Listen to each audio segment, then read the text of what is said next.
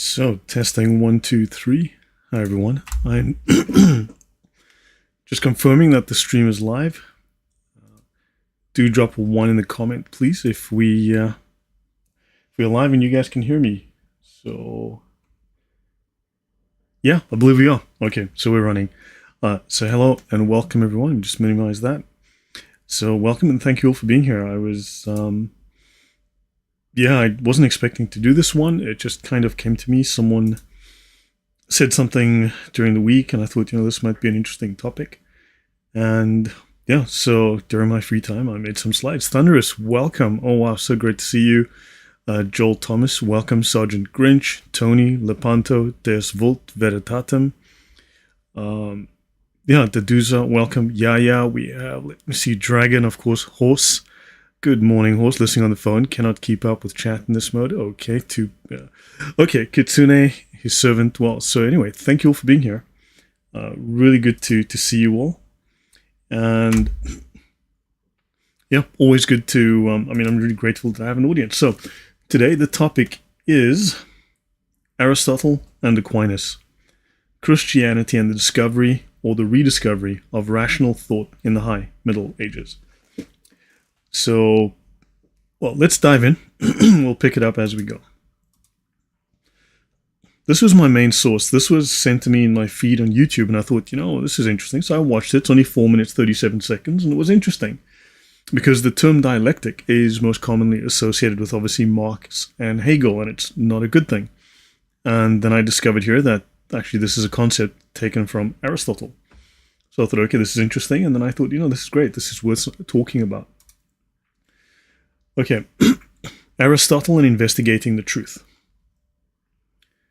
So we are all aware that the world is filled with conflicting opinions and conflicting perspectives. There's a clash of opinions and perspectives that leads people to despair about the possibility of finding any truth. And in fact, you have people very actively working to create the impression that there is no rational, objective truth, that truth is subjective, that you have your truth. This is a false view. This is not a view that is part and parcel of Aristotle, and this is not a view that is obviously part and parcel of the Christian view of truth. Marlene Stewart, welcome. So, fortunately, an ancient Greek philosopher called Aristotle, who died in 322 BC, saw in this conflict not a reason to despair, but he saw an opportunity to find truth. So, Aristotle was the first to codify a process of inquiry called the dialectic. It's a form of investigation, a way of finding the truth through a process, right? It's a form of investigation that he'd learned from his predecessors, and let's not confuse it with Hegelian or Marxian dialectic. Aristotle thought that all human beings were born into an ocean of truth, and no one is so ignorant as to have no truth. Unless you're a Democrat. The problem is that we have a great deal of truth. So he says this is the issue. Evo, very welcome. Thank you for coming. So the problem is that we have a great deal of truth, but this truth is out of order. It is jumbled in our experience and in our minds. The difficulty is sorting it out. And unfortunately, sorting it out takes time, takes experience, takes effort. So we end up with disagreements and we end up with puzzles. This is why there are so many conflicting opinions about things. We all have different experiences of these things, but these opinions are based on our experience of what occurred.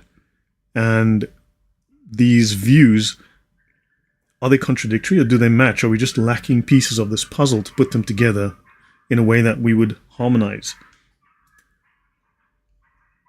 So we are born into a cultural web consisting of experience, literature, music, laws, common opinions, sayings of wise people, and lessons of life that we'll pick up for ourselves along the way. But we have to ask, is this complete? Is this sufficient? Is this everything that is necessary to make a complete conclusion, to draw a full conclusion? All right, so as we grow in our understanding of the world, we always run into difficulties. We run into puzzles about things. So again, we're confused. Is this true? Do I have all the information? Do I have all the facts? Is what I have enough? Is this internally consistent? Is it logical? So here's an interesting little puzzle. So we learn that snow melts when the temperature is higher than 0 degrees Celsius, which would be 32 degrees Fahrenheit. But then we go to the mountains and we see snow, yet the temperature is higher than 0 degrees. This is a difficulty or a puzzle that needs to be resolved. This is a contradiction to our logic. Is our logic wrong, or is there something else at play? Do we need to toss out the logic and say, well, that was wrong? Is this a lie? Is this falsehood? Or is there something else that we need to understand? Is there more information, more about the world that we don't know? So we learn to make distinctions. So Aristotle thought of all progress in understanding as a matter of confronting these kinds of difficulties, stopping, paying attention to them, looking at them, understanding them, studying them. Right? So we wrestle with these difficulties. We draw distinctions. It is very important to make distinctions, to separate between things, to look at how they are different. At the moment, we of course have philosophers that say, well, everything's all the same, and that's all the same, and this is all the same. And this is just like that. This guy hit that guy, and that guy hit that guy, and they're all the same. It's identical. What if the one guy was trying to murder someone, and the other guy hit back in self-defense? Are those the same? Are those legally the same? Are those morally the same? They're the same action, but are there other things, other factors at play that change how we view those things? So through drawing distinctions, through wrestling with a problem, we gain insights. In the example of snow, we need to distinguish between sea level temperature versus temperatures at higher altitudes. Right? We then discover the difference that barometric pressure makes in the melting of snow. So there's a factor at play here that changes what happens, that changes the logic. So down through the centuries, Christians have faced similar difficulties and similar puzzles, confronting them both in the sources of divine revelation and in the philosophical tradition. Now, let me go back a step here. So there's the assumption that all I have to do is read the Bible, and then everything will be clear, because we'll all come to the same conclusion, because you've got Johnny Q. Retard in the back there, who's reading his Bible, comes up with a conclusion, and well, that's true because he read the Bible, the Holy Spirit spoke to him, the voices spoke to him in his head, and there you go. And he starts a church. Well, so everybody's read the Bible, they all come to different conclusions. Is it enough to have data? Is it how we interpret this data? Is this important? Are we missing something? Is there something else that we've missed? And this is not necessarily implicit in our brain, in our knowledge, in our experience. It's not necessarily implicit in the data that we have. Is there something in the philosophical tradition that we need to go back and reanalyze carefully? Right? So, for instance, traditions. We don't need no man-made traditions. We use the Bible only, and we all come to the same conclusion. There's only one truth. Ask any of the 9 billion Protestant denominations.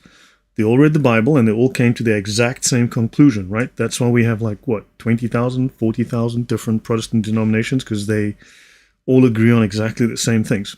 So already we see there's an issue here, right? But what if there is only one truth? What if there's only one conclusion, right, on a given issue? So what if I do want to make a note though. The reason this is in green, when I typically highlight things in green, it's because I'm referring to Islam usually, okay?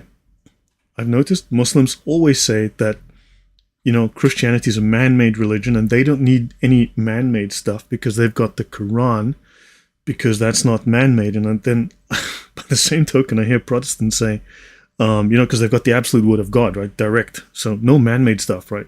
And Protestants go, oh yeah, we don't need no man-made traditions of the Orthodox Church as the Catholic Church because we've got the Bible. That's not man-made, right? It's not like people wrote it, right? So, that argument is a Muslim argument. Oddly enough, it's a Muslim argument, and it bothers me to hear this. But that's an argument. That's a discussion for another day. Okay? So, let me see if I've missed any questions. Hello, Marco Polo. Welcome. So, okay, we can't separate church and tradition, that's ever. And yes, they both go together, exactly, because there was a certain tradition which applied to the logic of interpretation, right? There were certain events that caused certain insights, that caused certain discussions, there were arguments, And thus, the interpretation is derived from tradition, not from some guy going, well, I think, and the guy's half literate, right?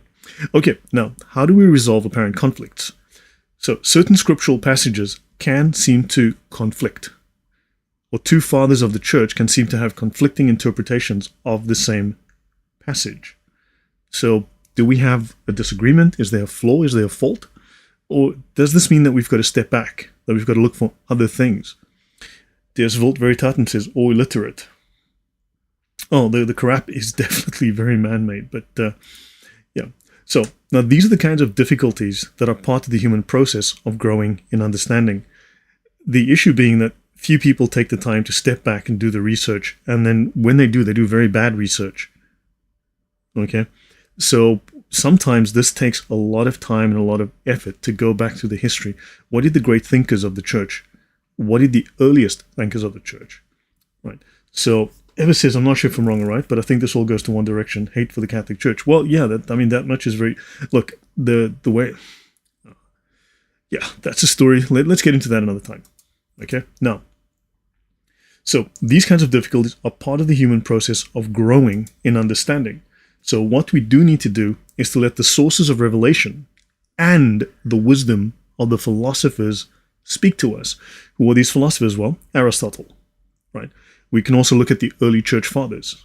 You can look at very highly regarded theologians who have discussed this, but the earlier we go back, probably the better, right? Then we can look at what has been decided. What is the orthodox view on something? Kitsune, thank you very much. How do I unwind and avoid into overload? I have to keep busy because if I don't, I go nuts. So yeah, I think through deep issues. I think through things like this and I write. Okay, so we have to let the sources of revelation and the wisdom of our philosophers, because how do we know that John Q. Average or John Q. Retard is interpreting the Bible correctly? He's read it. It says, thou shalt not something, and he's like, that's it. But what if there's more to it than that, right? So we have to then confront these difficulties and puzzles and wrestle with them, draw distinctions, and acquire new insights. And that's a process. This is a skill. Goeienaand, Pandora. So when the texts of Aristotle were rediscovered in the West in the High Middle Ages, the process of dialectic that he codified was rediscovered as a tool for systematically working through puzzles and working through difficulties. Now, what I'm going to be discussing will be a part of a longer series, 2 or 3 episodes discussing logic. How do we use logic? What is logic? What are the principles of logic? Do atheists use logic? Spoiler, no. That's just propaganda. Okay? Do other groups use logic? Like, no. So, okay, when the texts of Aristotle were rediscovered, we relearned this dialectic, this tool for finding truth. Right?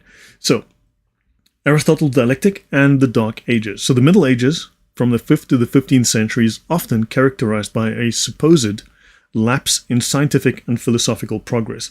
This itself is questionable. This is more than likely just, shall we say, propaganda, but that's, again, a longer discussion, different time, different topic.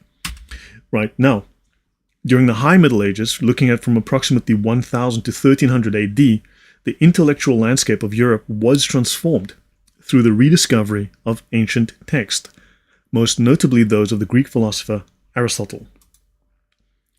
The significance of the rediscovery of Aristotle's texts is the role of his codified process of dialectic as a systematic tool for intellectual inquiry and problem solving.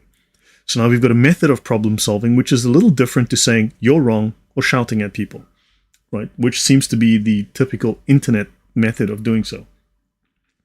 Of course, you know, I utilize dialectic and sarcasm, although sometimes I'm a little heavy on the sarcasm. So, now, Aristotle's works include physics, biology, metaphysics, logic, ethics, aesthetics, poetry, theater, music, rhetoric, psychology, linguistics, economics, and politics. The man had a great interest in the world. He investigated everything. He wrote about everything. He was very, very interested. So he was learned. He's a very highly regarded philosopher, thinker. He loved wisdom. His contribution to logic and dialectic were pioneering. He laid the groundwork for systematic rational thought. So understand, systematic rational thought is not inherent. It's not something you are necessarily strictly born with.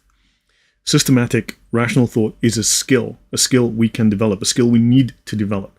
a skill that early Christian fathers worked extremely hard on, that something that they realized was necessary for properly, rationally, intellectually understanding the world, understanding theology, understanding the Bible, right? Not simply just taking an emotional first assumption approach. So, reasoning to truth via dialogue. Let me get some water. Abdelmasek says St. Gregory of Palamas in the 14th century heavily critiqued Thomas Aquinas and said that if the Western Church keeps staying on this rationalist and empiricist road, the West will become atheistic. Well, there's long been a discussion about literalism and utilizing reason. And I would think that God wants us to use reason, right? Yeah, but there's probably more to it than that, because, we'd probably have to look into this. Like, who was St. Gregory? What's the context of all of that? We have to look into that at a lot of depth. Want to withhold judgment? Think about it. That said, within the 14th century, atheism was already creeping in, but atheism is not atheism. Atheism is not a neutral proposition. Atheists love to make the claim that it's a neutral proposition. Atheism is directly anti-Christian. Atheism is a cover for a lot of things. Atheism is a cover for, as crazy as it may seem, Satanism, neo-paganism, Neoplatonism, Gnosticism, you name it. And Katsune says, agreed, a skill that's severely lacking in this area of Johnny Q's, So, right. So the dialectic process, as Aristotle described it, involves logical argumentation and reasoning through dialogue. Now here's the thing, we can only both play the game fairly if we both know the rules. Now if John Q. retard is using sophistry and you are using the rational rules of logic, then clearly this is a mismatch. You are talking past each other. Clearly his intentions are different to yours. He's looking to win through rhetoric, through emotional argument. You are trying to discover truth. He's trying to win. He's trying to persuade. He's trying to convince. He's not trying to find what is the truth. He's not looking to break things down. He's looking to undermine or overwhelm. So understand that. AI is learning from Lloyd. Thanks, man. Thanks, Kutsune. Look, I mean,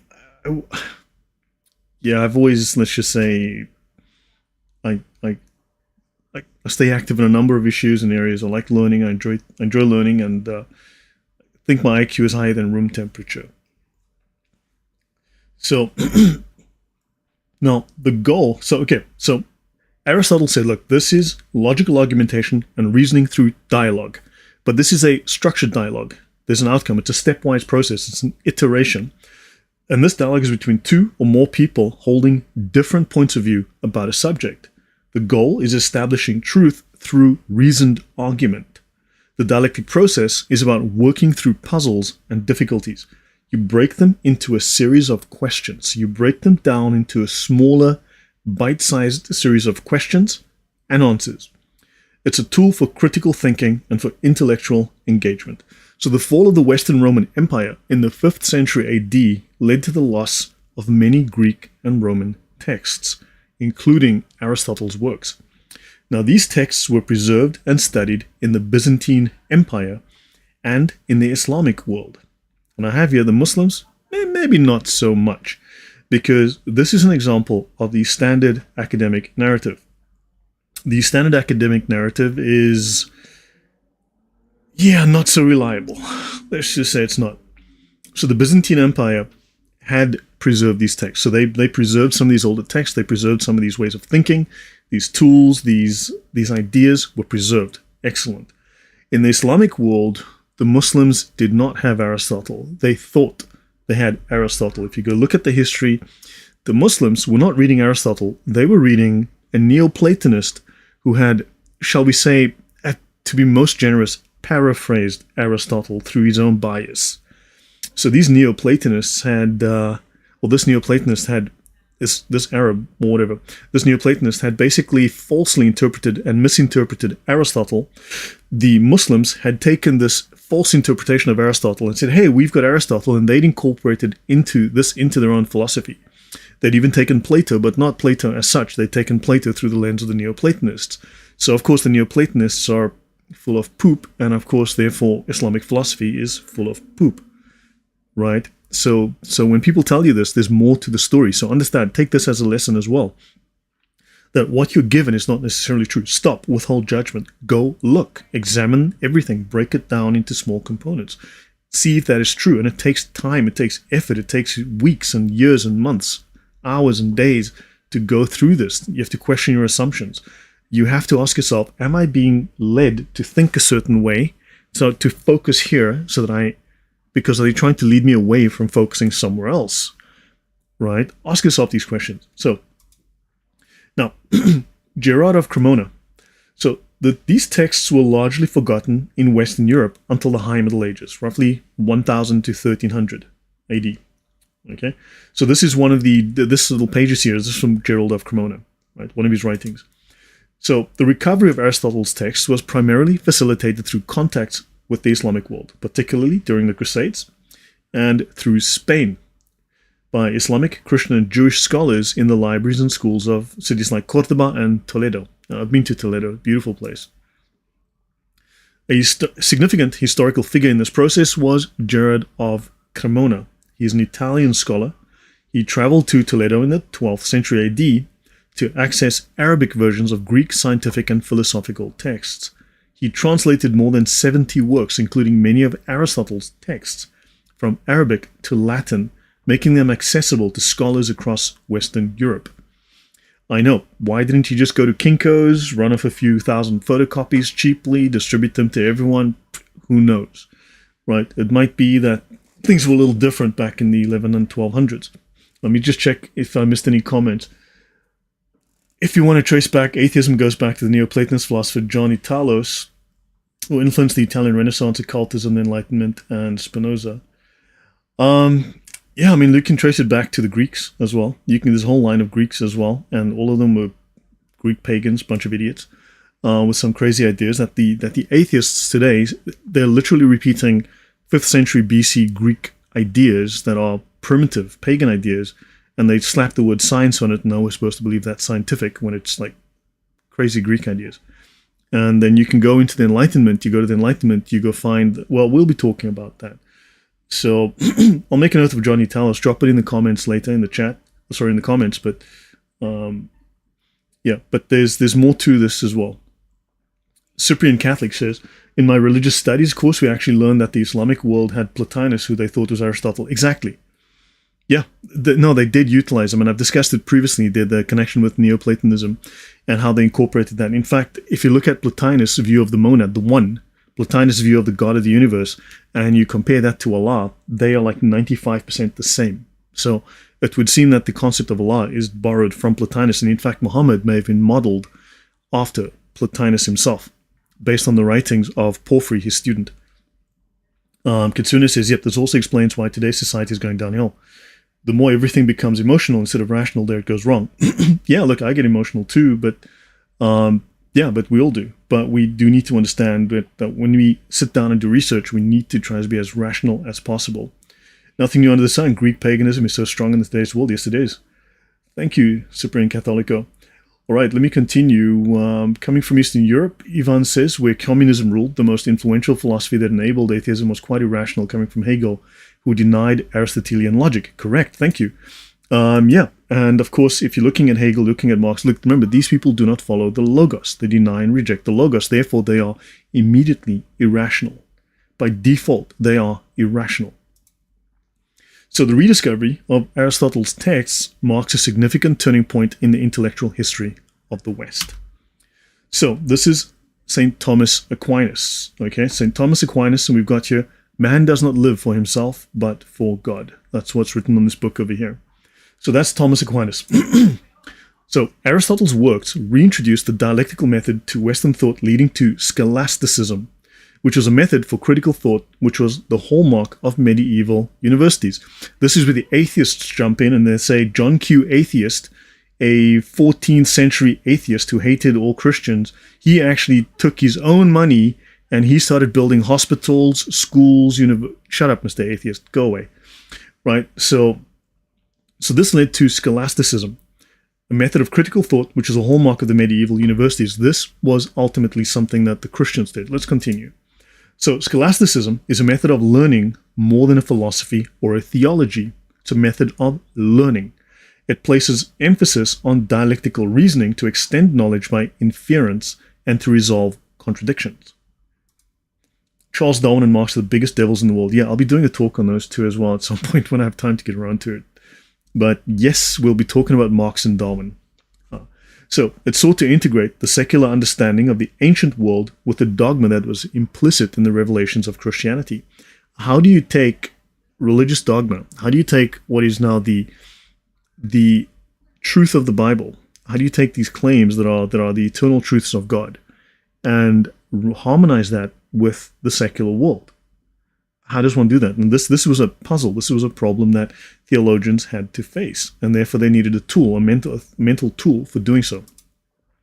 So the scholastic Thomas Aquinas, who lived from 1225 to 1274, used this dialectic method extensively in his Summa Theologica. So do understand. Now you've got Aristotle, who has this incredible way of finding truth, right? This great philosopher who found truth, who developed a method for defining objective truth. This is taken by Thomas Aquinas, this theologian, who uses it to, how do we find truth within our theology, right? So Summa Theologica is a comprehensive work of theology. Thomas would pose a question. Then he would present objections to the Christian understanding of the issue. So he'd pose a question and he'd look at what are the objections. Then he would provide responses to these objections. So which means you have to listen. What are the objections? Now I will tell you, when I got into Islam, I would, under a pseudonym back then, because I lived in the Middle East, I went and annoyed everybody by asking questions and making statements and seeing what was I getting back. What were people using as the standard argument? What was the default propaganda, if you will? They would give me these answers. They would throw me back these answers, and I would take them. I would write them down. I'd make a note of them, and then I'd go research every one. That took a long time. That was not a 5-minute process. That was months and months and months of detailed work, discovering that each one is false because you chase down so many rabbit holes just looking at one little detail. All right, you've got to turn it over and look at it from all sides. Right. So by the same token, when I annoy people, I am actually bluntly taking every objection I'm getting. I'm taking every argument.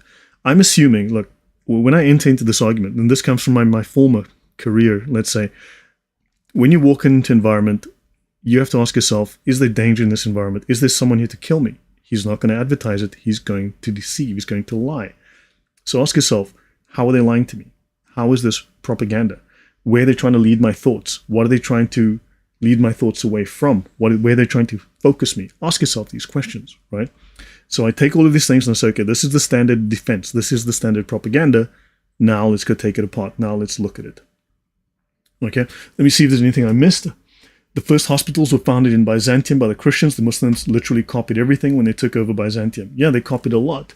Muslim scholars seem to love to pretend to make Islam free of contradiction by learning and teaching many ways to lie. Yes, they do.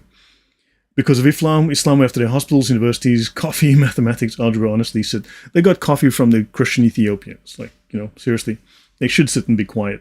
Yeshua Summa is a very good starting point when you start reading Thomas Aquinas if people are interested. And it is ironic that all the new ideas of the modern progressive movement are so old, going back to Socrates, Plato, and Aristotle. Correct, Adrian Ionescu.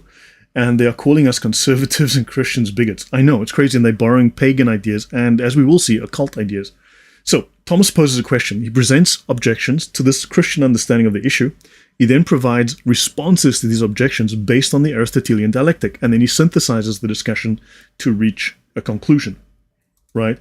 So, now, then this leads us to a Christian scientific revolution. So in conclusion, the rediscovery of Aristotle's texts in the High Middle Ages was an intellectual milestone that reintroduced the West to systematic reasoning and the dialectic method. So this is not a comprehensive, exhaustive breakdown of the method itself. It's the history of the method, all right? So it revolutionized medieval scholarship. It provided scholars with a powerful tool to work through puzzles and difficulties in a range of fields, from theology to natural philosophy. Don't forget, philosophers and scientists were called natural philosophers. The early term for science and scientists was natural philosophy and natural philosophers, right? That's important. Setting the stage for the intellectual awakening of the Renaissance and the scientific revolution that followed, right? So This is William of Ockham, right? So this is a picture of William of Ockham. He lived from 1287 to 1347. He was another famous intellectual figure of the era. He lived a little bit later than Thomas Aquinas. And he said, "It is futile to do with more things that which can be done with fewer." This is a dictum known as Occam's razor, right? Some of you may have heard of that. Now, there will be different ways of phrasing this thing, but apparently that's the original phrase. That's what he originally said. It is futile to do with more things that which can be done with fewer. Just remember, Occam's razor. So, the atheists then come along, and of course they rewrite history. So, Cyprian Catholic says, "Even in university I'm marked down because I've written my papers against secularists and atheists like Nietzsche. My professor marked down my paper because I showed Nietzsche fetishized power." Interesting, yeah, of course. I mean, you can't go against that in the universities, which are completely leftist, right? Yes. Anyway, atheists cannot even prove that there's an external world. Even Bertrand Russell admits that we, strictly speaking, cannot prove the external world because everything is in the mind. If you want to name one philosophy that is the source of most of our problems, nominalism. Actually, that does come up in this talk as well. You guys are going on about Occam's razor. And I said Occam's laser. Okay. They didn't have lasers in the 13th century. They did have razors. I know. Just so, by the way, that's not Thomas Aquinas. Sorry, that's not William of Ockham. Okay? That's Red Rackham. Just so you guys know. Ockham, Rackham, close enough. I'll give myself 8 out of 10 for accuracy on that. Yes, I know. It was a joke. Right. So, atheists have used this to say that if Luther was big on nominalism, and from Tintin, exactly, There's fault veritatem, exactly. It was a joke. Okay? William of Ockham, Red Rackham. Okay, so yeah, that was... Okay, so now atheists have used this claim of William of Ockham. It is futile to do with more things that which can be done with fewer. Right? Occam's razor. They've used this to say that if science can explain something, God is no longer required. Right? So this has been a claim that they've tried to use this science, basically saying, well, if you see a field if you look in a field and you see all of these vegetables growing, there's no farmer because all that stuff's growing without the farmer. 10,000 thundering typhoons. Thank you, Sola Scriptura. You've got it. Exactly. So basically, if you see all these things growing in the field, you don't need the farmer. The farmer doesn't exist because look, all that stuff's growing by itself. Doesn't need a farmer, right? It's not like maybe the farmer planted it. Who knows? And you just weren't there to see it. Rack 'em and stack 'em. All right. So, by the way, you can see now why this is a William of Ockham. And I can see why I use the other picture, okay? I mean, would you want this as your... no. Thank you for the knowledge you provide us. Would it be fair to think that Islam covers Christians or covets? Look, I mean, I would say that it's fair to say that Muhammad, if you go through it, would have broken every one of the 10 commandments. Yeah, I would say that's fair to that. My nose is itching like crazy. It's that time of the year again. But that's a little bit off topic. I really can't really think of that right now. Let me just move on. So, theology versus logic and reason. So, the relationship between theology and logic was a very complex issue for William of Ockham. Now, remember, he was a Catholic theologian, right? So, he's not going, well, I'm going to use my own logic to dismiss and deny the existence of God. That's what atheists are doing. So, he recognizes the potential for metaphysical and theological assumptions to interfere with logical reasoning. So he tries to clarify their relationship to logic and reason. So now he's trying to take metaphysics and theology. I'm not going to define metaphysics here. My earpiece is sticky now. Thanks, Lloyd. Sorry about that. So he recognizes the potential. Go away, Sergeant Grinch. No speaking for 2 minutes. Mute yourself. Okay, so here... the internet is cutting. I have no idea why. It should not be doing that. That's just YouTube. Okay, so metaphysics and theology are different things to logic and reason. So now he says, now how do we clarify the relationship between these? I'm buffering. I'm sorry about that. Stream is lagging or just me buffering. Sorry about that. Now, Arnold Nathaniel says very accurately, yes, using John Lewis's argument, you can explain boiling water in terms of physics, heat transfer, or you are boiling water to make some tea, which is an accurate explanation. So both are accurate. Yeah, sorry about the lagging. This is what YouTube does to me. Okay, so Occam believed that theological claims should be subject to logical scrutiny, and that logical principles could be used to evaluate the coherence of theological doctrines. He argued that some theological claims could be known through reason alone, without relying on divine revelation. Now, obviously, there'd been a different way of thinking back then, but he says, look, our faith should be rational. It should be subject to logic and reason and should pass those tests. Okay? He also maintained that there were certain truths that could only be known through faith. But he did maintain there were some truths that could only be known through faith, and that these truths were not subject to logical proof or disproof. Think about it. God is a theological concept, right? So some things are theological. They're not mathematical. So you cannot use mathematical proofs to prove what is theological. They're different ways of knowing. Okay, now, moving on. Hopefully that was clear. Let's go on. Now, I will mention this. Now I'm going to make a little left. Someone mentioned Bertrand Russell earlier, so now we're going to make a bit of a left turn and go completely off track. So you have a look at atheism, because, man, that's something that also gets up my nose. So let's look at William of Ockham and Plutarch. According to this guy, and this is the book History of Western Philosophy by Bertrand Russell. The man was a raging atheist, hated Christianity. According to Bertrand Russell, Occam undid a synthesis by Anselm, Aquinas, and others. So these guys created a little synthesis, right? And Occam supposedly destroyed this. Now remember, I've just said here that Occam says there are truths that are not subject to logical proof. Some things are about faith, and they are not subject to disproof either, using rationality, because these are theological issues. These are divine issues, and they're not subject to that kind of thinking. Logic has its place, theology has its place, right? Whereas atheists are kind of obviously making a blanket statement that William of Ockham said, no, he did not. He made a separation. He made a distinction. Understand that. I'm very allergic to atheists. Atheists are... So he believed that logic and theory of knowledge had become dependent on metaphysics and theology. So William of Ockham believed that logic and theory of knowledge had become dependent on metaphysics and theology. The idea was that the priests obviously thought that theology stood supreme, that there was the truth of God, the truths within the Bible, and that rationality must be subject to that. Now, of course, one can go wrong as well with that, but they said, look, you've got certain let's take the Ten Commandments, that whatever we do needs to be subject to those, for argument's sake, right? There needs to be certain morality to things as well. Thank you, Eva, very much. I'm very appreciative of that. Thank you.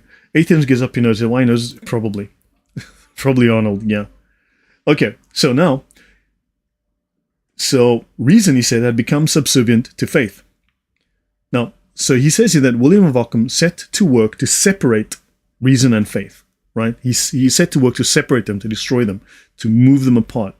From this separation, according to Richard Tarnas, then comes the psychological necessity of a double-truth universe. Reason and faith are now in different realms. So here you've got this idea of, hold on, these rationalists come along, and now they're separating reason and faith, whereas from a theological point of view, there is no separation between reason and faith, logic and our theology, because God is logic, right? This is not an issue, but now suddenly you've got these two separate things, and now they are in conflict. So as scientific knowledge increased, the gap between faith and reason widened. So now you've got these people that said, look, we are only going down this road, we're blinding ourselves to this stuff because it doesn't exist, and off they go. Russell was one of the fathers of analytic philosophy, which is currently the most popular in philosophy department. However, it is also famously self-contradictory, like all types of skepticism. The guy was a raging atheist, which is incoherent on its own, but we'll get to that another day. So the atheist French government, so now we're talking about the French Revolution, which was the very first atheist government in the world, and atheists hate that, okay? When you bring up that this was the first atheist government in the world, and of course they were genocidal and batshit insane, right? Because atheists said that, well, world peace will happen when everyone's an atheist, No, we've tried atheism in government. It's known as communism, and it murdered over 100 million people in 87 years in the 20th century. more than had died in the previous 1900 years. So yeah, that's what atheism in government brings.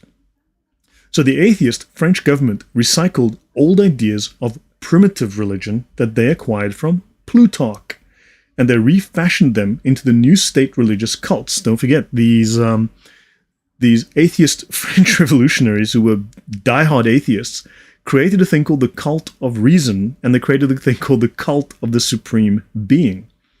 And they were enlightened, they claim, because they were based on nature and reason. Now, you need to understand, how do they define nature and how do they define reason? This is according to their definitions of nature and reason. And I discussed this in my series on atheism. These people were just off the rails, right? And they said, no, because theirs is based on nature and reason, not special revelation from a deity. You know, the strengths of their mind. That's why they had their own cults. They literally created cults based on old Greek and Roman paganism. Let's have a closer look, especially at this guy, Plutarch. So, this is Alan Brown, a consideration of the ideology of the NSDAP in Germany, how socialist was National Socialism. I actually went and bought this because it's maybe the best description of National Socialism. I mean, look, if people don't like the fact that National Socialism was socialist, the Nazis were socialists, then just call it National Communism. Simple. Just say, well, instead of saying National Socialists, just call them National Communists. It's the same thing. And he says here, but Gray utilizes Plutarch to great effect, and the Greek's words could easily read like a description of Nazi Germany. So hold on.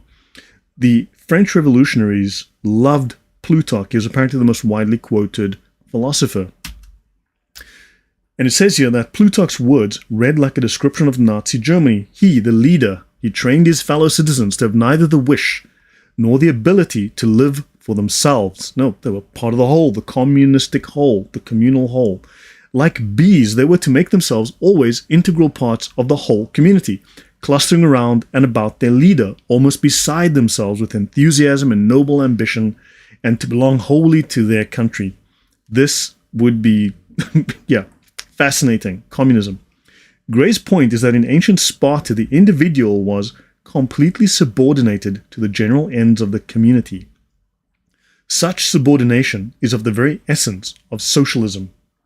Right, so understand also the Spartans, I mean, like when babies are born and they would look at the baby, didn't like it, they would throw it into a ravine to die, right? So yeah, everyone sort of brings up the nice parts that they think are nice about these cultures, but these people were alien to us in terms of their morality. These people were vicious and brutal. They were nasty. So, yeah. So, Abdelmasih, this is why the World Economic Forum wants to create a new world order based on Marxism. They even have a video that says you will own nothing and you'll be happy. Exactly. France paid very high price for this. All the circle is closing very tight. As far as you're from, yeah. Bertrand Russell says in the Scientific Outlook that in the future, the elite, includes himself, will eat real meat and steaks, and the rest will eat fake soy meat. Yeah, of course. Okay, so... Okay, let me continue. So now, let's have a look at this here. This is this is from a Brill book, okay? Very, very high-level academic. Carolyn G. Bow. Minor Marriage in Early Islamic Law. Revisionist notions assert that typical Roman marriages took place for girls above the age of 18, while numerous studies detail prepubescent marriage of Roman girls and their very early consummation. The Greek philosopher Plutarch assumed the cultural phenomenon of child marriage to lie in the Roman desire for an unformed character and an untouched body. So Plutarch also teaches us that, remember, the French Revolution atheists, right? They were all drawing upon these Greek atheists. They were drawing upon these Greek philosophers and going, oh, the might of Rome and Greece. We just love these philosophies in Rome. And we need to go back to the age of rationality and reason.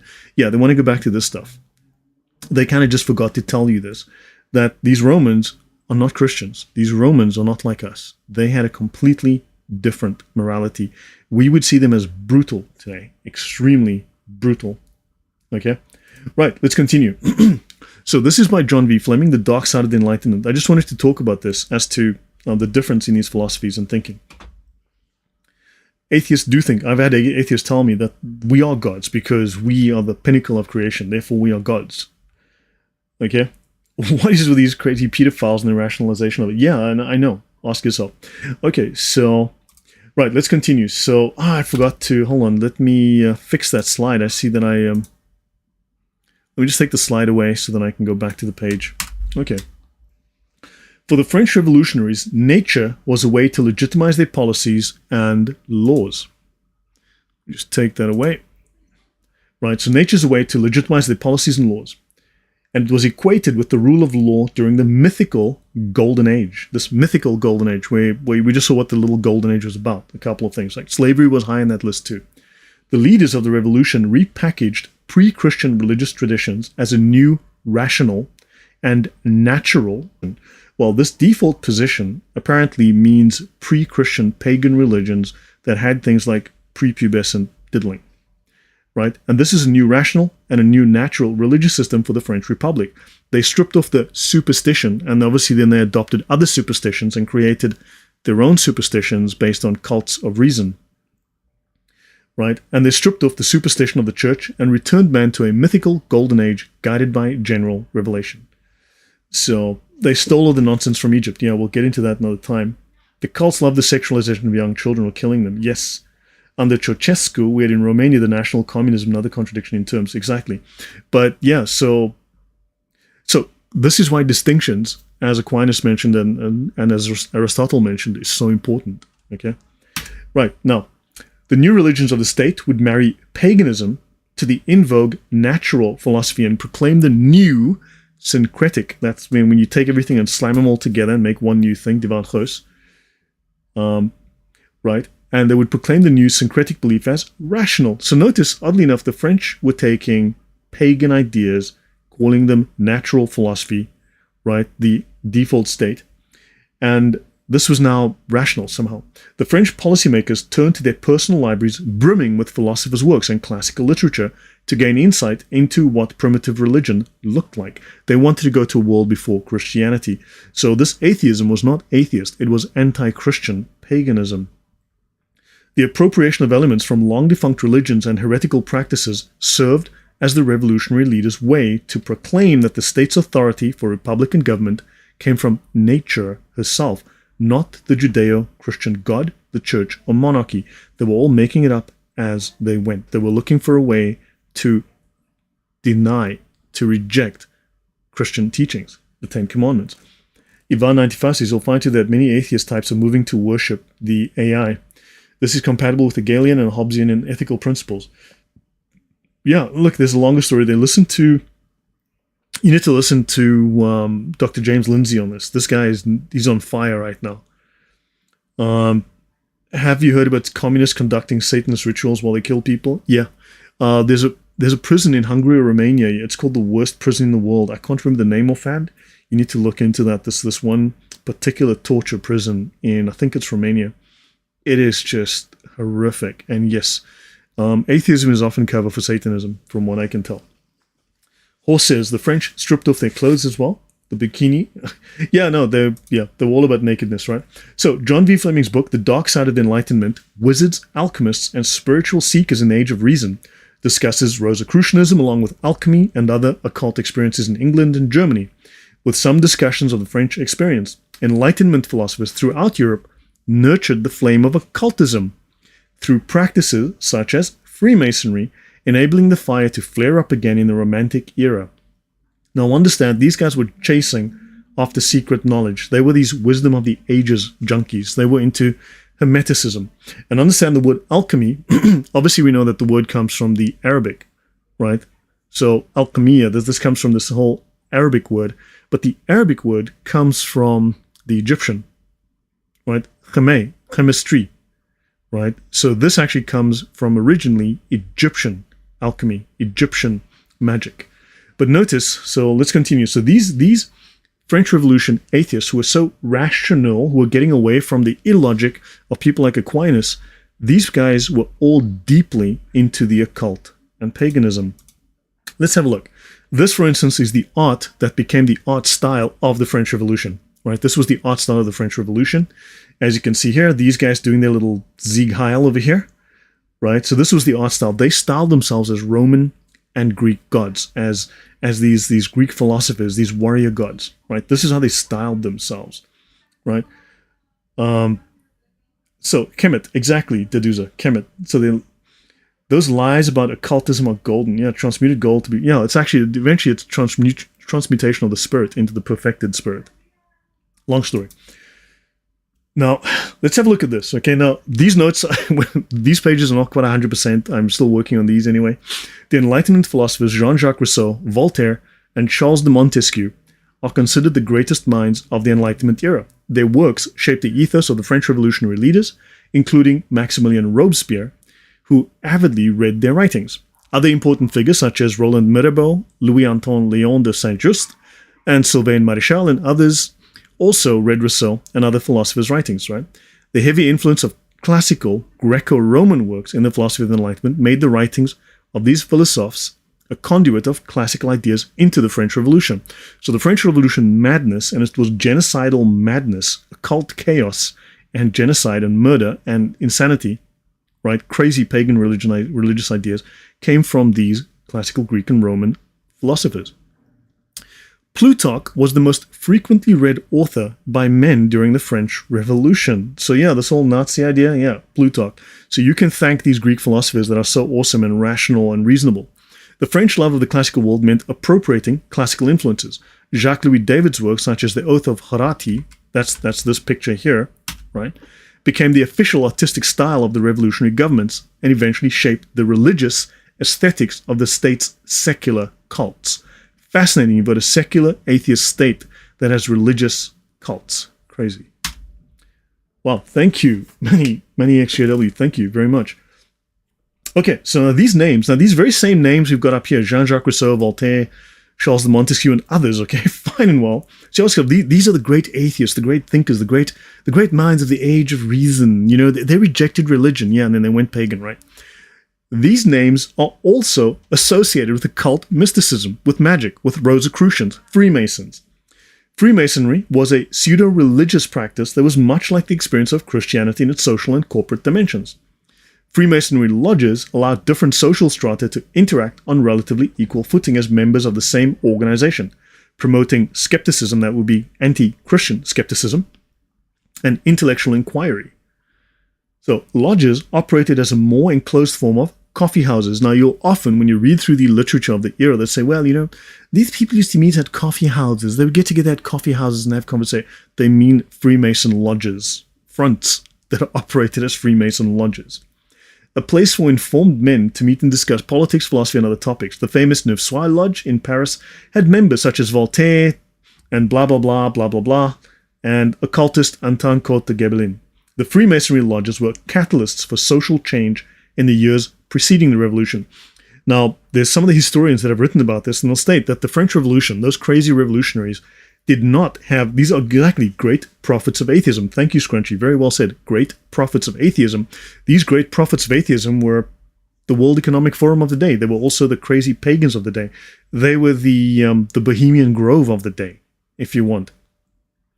People don't realize how far back this all goes. Yeah, it goes way back. And the crazy thing is, like, there's one in my talk on atheism where this one historian says, all the crazy ideas that were in the French Revolution and that these guys applied because they had power over a country, they applied these ideas. All of these ideas came from the beginning of the 1700s, from these crazy people, from their occult mysticism, their hermeticism, their Gnosticism. Blah, blah, blah. Yeah, I'm going to type that sometime soon. Okay? So the Freemasonry lodges were catalysts for social change in the years preceding the Revolution and Scottish Rite Freemasonry, and they gained popularity in Catholic France during the 18th century. Nothing new under the sun, exactly. Ivan says it's important to say Lloyd is not exaggerating. You can find all of this, primary sources. Yeah, you can find all of this in primary sources. One great overview of history of philosophy is Dr. Peter Kreeft's Socrates' Children. Actually, you know what? I wanted to do a talk on that as well. I've already written my script on that. I've already got all the notes done. I just need to start making slides. I've actually taken, Peter Kreeft is fantastic. I've taken a portion of his stuff. I've spent a lot of time. Kitsune, I spend hours on this stuff. I cannot actually enjoy it. Okay, let's look at the format. So hopefully this has been interesting. If you do like it, please like, share, tell your friends, subscribe, and so on. If you'd like, please send a coin to your Witcher or so on if you feel it's worthwhile.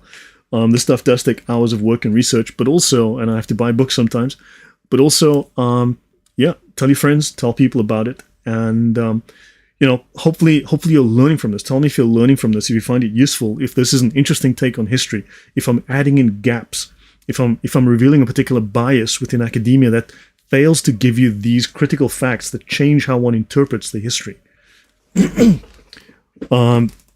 Des Vult Veritatem says, your videos always strengthen my faith, Lord. You show how every heresy against Christianity leads to Satanism. God bless you. Thank you.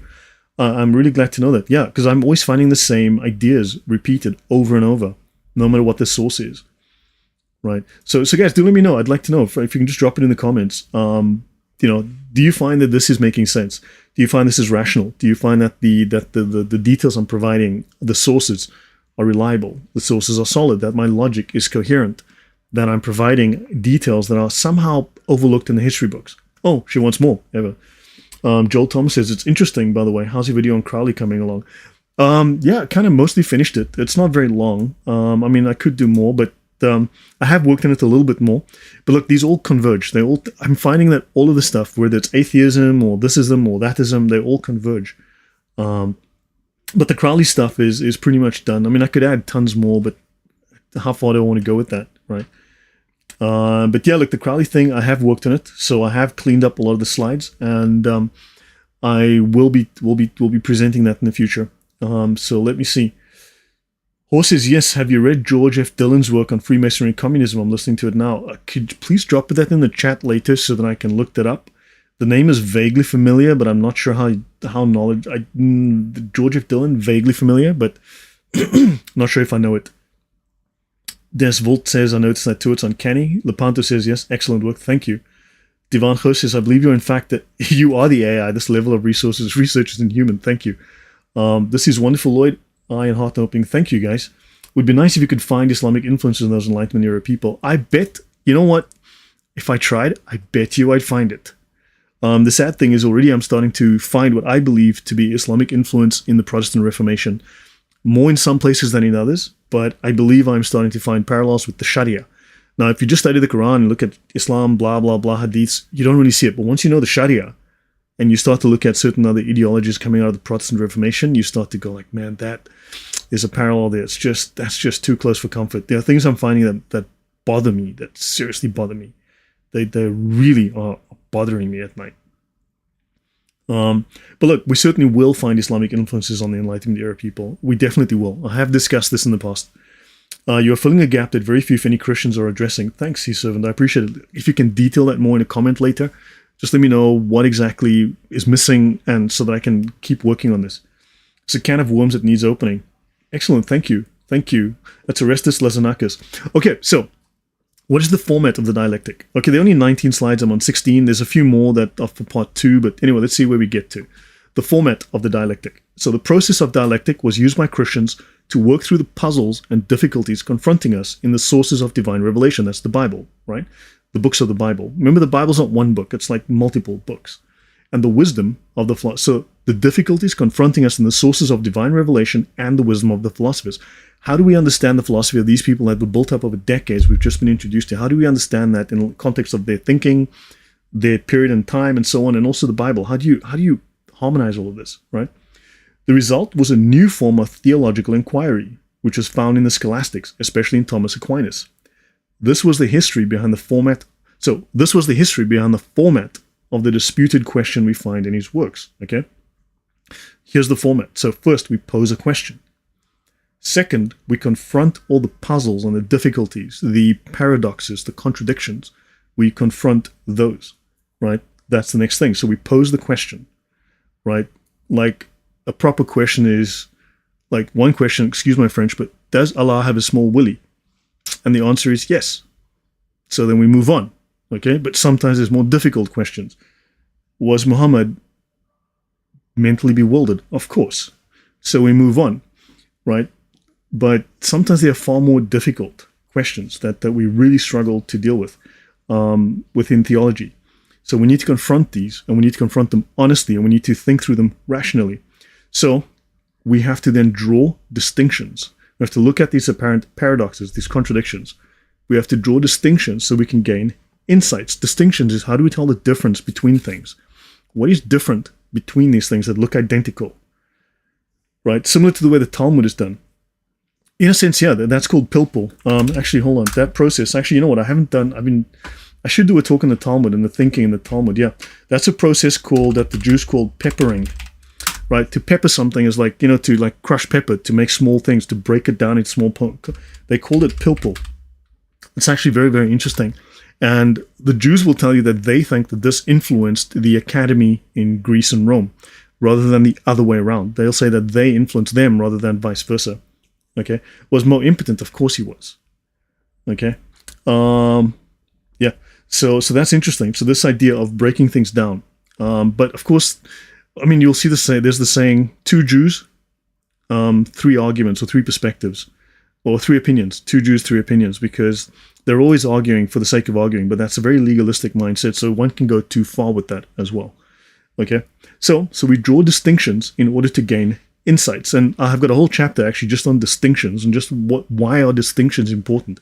When things look identical, okay? Well, the Pope did this. Well, the Protestants did that. But yeah, these are the same thing. Well, but look at the Protestants. They did this. Well, the Pope did it too. Well, these are identical things, supposedly. What are the distinctions? What sets them apart? What makes them different? Not just, well, you're out of context. Not just that. What makes them different? What makes them qualitatively different? How can we analyze them and appreciate them differently to separate them into different categories? As opposed to just glossing over, smoshing it all together, and then there's no resolution. Sometimes we need to look deeper, right? So, goes on here. So we draw distinction to acquire insights. Unless we can make distinctions, don't forget, the whole point of the whole woke movement is to erase distinctions. Men are women, no distinctions anymore. Sameness, all you get is sameness. And this is false. Only then, once we've made distinctions, are we in a position to address our original difficulties. Then we can take this information, go back and address the original difficulties, and work through them again in an iterative process. So, wisdom lies in asking good questions. And the calling of St. Thomas of Aquinas was to pose the most relevant questions. What are good questions? Right? Then we have to face the most relevant difficulties involved in each question. This can be very emotional. This can be very difficult. Even I, as you know, I tend to want to punch people in the face. What's the word here? Not literally speaking, but you know what I mean. There's a word for that. Metaphorically speaking. Okay? So, face the most relevant difficulties involved in each question. It's difficult. It's not easy. Emotionally, it's not easy, but you need to learn how to do this. Okay? Then you must draw all the relevant distinctions. What are the distinctions? What is different? How do we outthink these people? These people lack proper use of the logos, of logic, figuratively. Yeah. Okay, so look, let me give you a simple thing. When you feel the urge, okay, so Johnny came home one day and he had a black eye. And his mom said, I thought I told you to count to 10. And he said, yes, I did. But his mom taught him to only count to 5. So bear that in mind. Sometimes you want to count to 4. So that was his intellectual achievement. Okay, this was the intellectual achievement of Thomas Aquinas, right? For the most part, his answers theologically today are considered perennial truths because he applied this process, thinking through theological problems, and therefore his ideas have become perennial. The same with Aristotle, the same with great thinkers of our time, right? Suggestions, dark mode slides is easy on the slides, but worse for the small screens. So yeah, I could use a slightly darker background. Actually, hold on. If you want, I can do that right now. But actually, no, maybe not. But yeah, I just found white is easy. I do reduce the brightness a bit. It is slightly gray actually, but you probably don't notice it. Okay, right. So let me think. So that is end of part 1. So that's my talk. I hope that was interesting. I was thinking about this for a few days after someone asked me a question. How do we find truth? How do we know what's true? Well, part of the issue is that also people are trying to make you doubt. They're trying to give you doubt. They're trying to give you anxiety to make you feel like you don't know. So understand there's a way to find truth. It's not quick. It's not easy. It's not 5 minutes. It takes time. But you can learn it as well. You've got to take a step back. You've got to think things through carefully, right? speaking out of a bias. I have fast headaches, but you can't. Thank you very much. Okay, so tell you what, part 2, and this is not ready yet, but I will show you what part 2 is about. We've got to speak about non-contradictory logic. Okay, you're very welcome, Ray. So one of the greatest questions of all times is whether human beings can know any absolute truth. And a simple way to answer in the affirmative is to consider the principle of non-contradiction. The ancient Greeks developed a number of disciplines or branches of knowledge, such as geometry, blah, blah, blah. Okay, so now we're going to talk about science, the definition of science, and Thomas Aquinas in terms of that. Right? And then we'll skip over this. Here's a basic example. One of the most important principles of metaphysics is the principle of non-contradiction. And in logic, in one of its standard forms, the principle goes like this. It is impossible for something to be and not to be at the same time. It is impossible for a man to be both 6 feet tall and not 6 feet tall at the same time. Right? That's an example. Aristotle says the principle of non-contradiction is a first principle. Can't be proven, but it doesn't have to be proven. It is self-evident to reason. So in other words, you can't use the logic to prove this. It's a common principle and axiom underlying all disciplines. So this is built into the fabric of the universe, if you will. So you can think of it as a matter of faith, in a sense. Okay? Let me just continue. So here, the principle of non-contradiction. You have the law of identity. A thing is identical to itself. It can be expressed as A is A. Or if A is true, then A is true. Right? So a man is a man. A man is not a woman. A woman is a woman. A man cannot be a woman. Right? You cannot be 40 years old and also 6 years old. That violates the law of non-contradiction. And in fact, identity politics is so popular today because it's a violation of the law of identity. They're rubbing it in your face. Okay? So let me see. Thanks for the lesson. Yeah. So, right. Where else? Okay. So yeah. So there are 3 basic pillars of logic: deduction, induction, abduction. I'll be talking about that in the future. Non-contradictory logic, the principles of paraconsistent logic, principles of coherence, rational inference, multiple valuations, relevance, explosion, non-contradiction, and blah, blah, blah. These are things I'll be talking about. And at some point, I have to get to the trivium: grammar, logic, and rhetoric. And I don't necessarily mean just grammar in terms of your language, okay? Or grammar as in grandma's making me cookies and milk later. Right? Grammar is not just how language is rational and makes distinctions and provides clarity to explain concepts, but it's also about the structure of argument. Right? So we would have to talk about grammar, logic, and rhetoric. And I can tell you now, atheist argumentation, Muslim argumentation is all based on rhetoric. It's based on persuasion. It is not based on logic. Right? So the word of God and work is about destroying language. Correct. Understand that the woke theology believes that the world is constructed through language, right? This is why they have to change the language. That's why they make up new words. They believe the world is constructed through language. No, the world is described through language. Understanding is constructed through language. Communication happens via language. So they make up words because they believe if we make up the words, we can reconstruct the world. We can remake the world. It's a magical spell. It's word magic. It's an Islamic principle called Samir. Actually, hold on. It's actually, that is Islamic. That's 100% Islam. Okay? And that comes from the Hermetic tradition, but it's called Samir. They call it letter magic. But think of it as word magic. It's magic. Samir, letter magic, word magic. So they have all the words so that they can remake the world. It's magic they're doing. It's a magical spell. It's Gnostic Hermetic magic. Understand that. Onomatomancy, correct, as we go into that. So yeah, guys, I mean, maybe I'll end up here. So this is my last slide. Okay, distinctions, that's it. Yeah, okay, so this is what I'm still working on. I hope this has been interesting. Hopefully you learned something. Hopefully this was relevant. If you can let me know what was the most relevant, what was the most interesting, anything that wasn't so well explained, maybe I need more examples. But hopefully you learned something and you saw a distinction between Christian thinking and the thinking of these rationalists who are just got their heads up their asses, quite bluntly. Yeah, so I hope you liked it. And please do, again, like, share, subscribe, and tell your friends and so on. Use this. So any comments, any thoughts, any questions about this? There's Volt says, thank you, Lloyd. You're a blessing to us all. Always interesting topics and so much information. It's amazing. Thank you.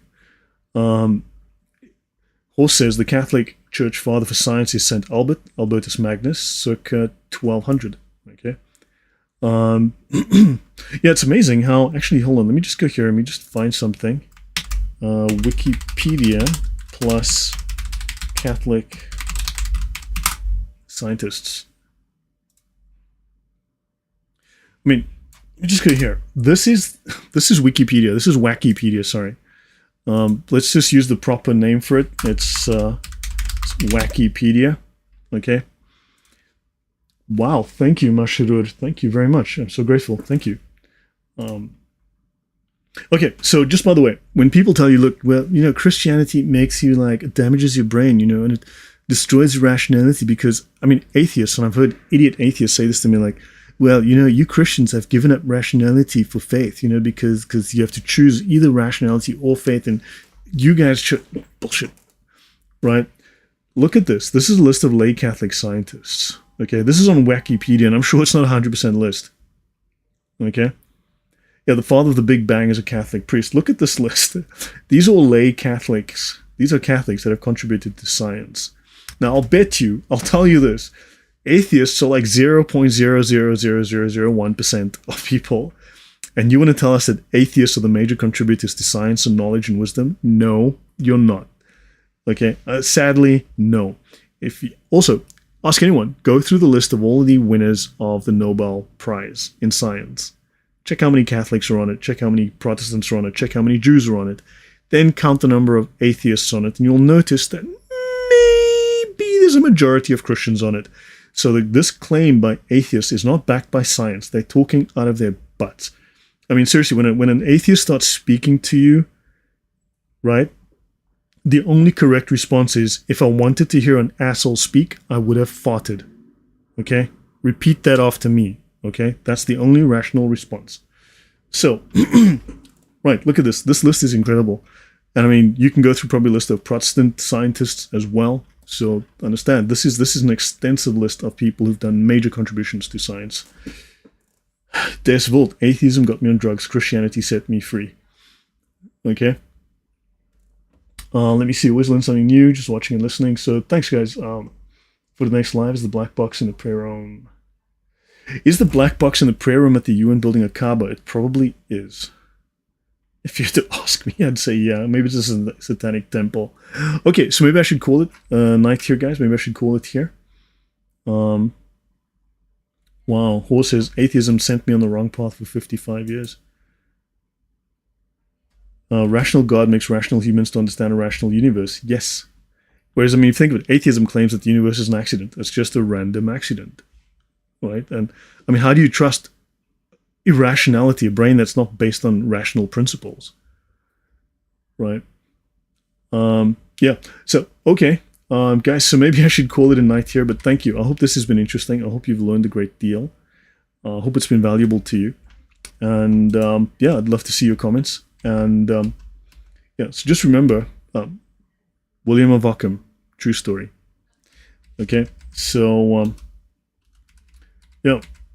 So if you have any questions, please drop them in the comments. I'll be talking more about this. I'm working on the other slides, and I have to talk about logic at length as well.